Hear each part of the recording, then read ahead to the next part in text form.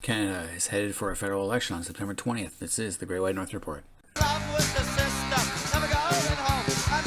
Well, Trudeau did it. He said he was going to do it, and he finally did it this morning, on Sunday morning. Trudeau visited Rideau Hall and asked for a dissolution of Parliament.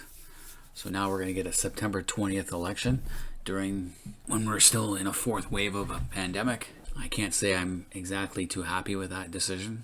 We got some of the same faces with Justine Trudeau, NDP leader Jagmeet Singh, as well as Bloc Québécois leader Yves François. The Conservatives will have a new face in Erin O'Toole, and the Green Party will have Annamie Paul. So Trudeau met with our new Governor General Mary Simon, who approved his request to dissolve Parliament, triggering the issue of election writs and formally beginning Canada's 45th federal election. It's going to last 36 days, which is the minimum allowed. And opposition parties have argued against an early call because the next fixed election date was for October 2023, so it was 2 years from now. Jagmeet Singh went as far as to urge Simon to refuse Trudeau's request. She can, but they never do. O'Toole was concerned about holding a campaign during the fourth wave, which is perfectly logical, and accused Trudeau of pursuing an election in his own political self-interest. So even before I read the rest of the article, this is what I think. I think Trudeau senses weakness. He knows that the Green Party is in disarray, as there have been calls to remove its leader, Annamie Paul, and that the NDP aren't very popular right now, as well as in the Conservatives, Erin O'Toole is not the best choice for the Conservatives right now.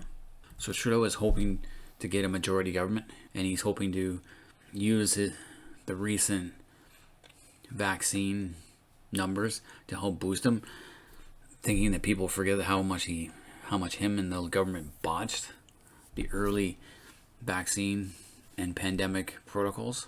Now Trudeau says that Canada deserves a chance to decide who should get the country out of the pandemic. Because with the minority government, he had to step lightly. He always had to get support for his policies. But as far as I'm concerned, the pandemic spending was out of control and very rushed and botched. Companies are scrambling to find workers. They have to pay more because people are getting paid more by the government to stay home. So instead of compromise and working with other parties, Trudeau wants a majority government so he can rule for 4 more years. This is the federal Liberals continue to lead in public polling, capturing 35.6% of the public support against 28.8% of the Conservatives and 19.3% of the NDP. And that support's going to put them in the 170 seat range. The Liberals have strong support in the urban areas, especially among the new immigrant population, because, hey, Liberals love giving free money. Those who love free money and not have to work will support the Liberals. The Conservatives have the support the rural districts and the West. Now, if I was the Conservative Party under Erin O'Toole, I would hammer Trudeau on his foreign policy failures, especially in terms of covering and Spavor, as well as what happened at the Winnipeg lab, since we don't know. I would also hammer them on the World Health Organization following their guidelines, which meant we didn't close our borders when we could have. I would also hammer him on his lack of personal protective equipment. We gave it all away to China, and then we're scrambling to find new stuff during the first portions of this pandemic. He also screwed up the early going of the vaccination process by not procuring or even having companies make our own vaccine. And we were behind the 8 ball for the longest time.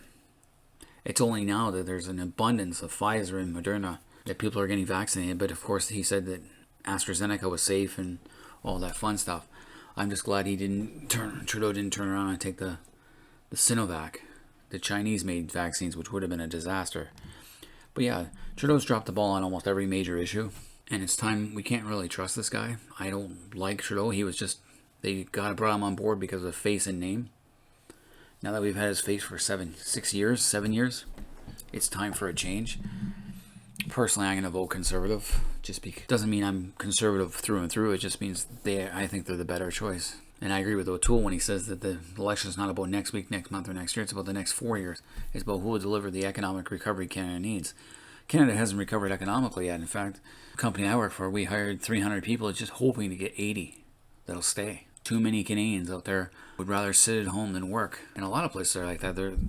They're scraping the bottom of the barrel, or they're having to up their wages just to get people, and that hurts the economy. That means inflation's up. The minute you raise the wages, that means you have to increase the price of your goods. O'Toole wants to use the short committee to reintroduce himself to Canadians and try to give his party stand with a climate plan. Forget the climate plan on this one. This is about the pandemic politics. Keep it up. Hammer Trudeau constantly on his foreign policy and on the pandemic track record. And it looks like one of the other things is the requirement for vaccination for all federal public servants, air and train passengers. Even if you're vaccinated, it doesn't matter. You can still get the CCP virus and still give it to other people, despite if you're vaccinated or not. So I don't know. Vaccinations for all federal public servants is going to solve anything. You can still carry it. The NDP, meanwhile, they're going to hope that their push for more generous COVID-19 aid programs will resonate with Canadians at the ballot box and carry them out of fourth place. What voting NDP means is we're going to have record high debt. Our debt ceiling's going to go through the roof. They want to promise universal pharmacare and a guaranteed livable income, free tuition, and a wall tax. It's never going to happen. Those are pipe dreams. So the Liberals are expected to point on their record of navigating the country through a once-in-a-lifetime pandemic while campaigning on commitments for the future. Again, their pandemic approach was a total garbage fire. If you listen to the guys I work with, people I work with, no one supports Trudeau and no one likes the NDP. Now, the Bloc Québécois, they will not make any gains except for in Quebec, if that. And the Green Party is in disarray, so I don't expect anything from them. Now, the Afghanistan saga continues, but we'll leave that for another episode. So like I said, if I was the opposition, I would hammer Trudeau on his foreign affairs and on his pandemic handling and just continue hammering him personally. Who cares about anything else? Talk about the debt crisis, inflation. Hopefully the NDP will sink even further and we'll get rid of Jughead. And I don't know, Aaron O'Toole, I'd rather have Pierre Poilievre as leader of the Conservatives rather than Aaron O'Toole, but what can you do? You can't have everything. Any Canadians out there, let me know what you guys think of the upcoming election. Is it a good thing? Is it a bad thing? Should we be having it this time? And leave comments below in the comment section. Until next time, this has been the Great White North Report.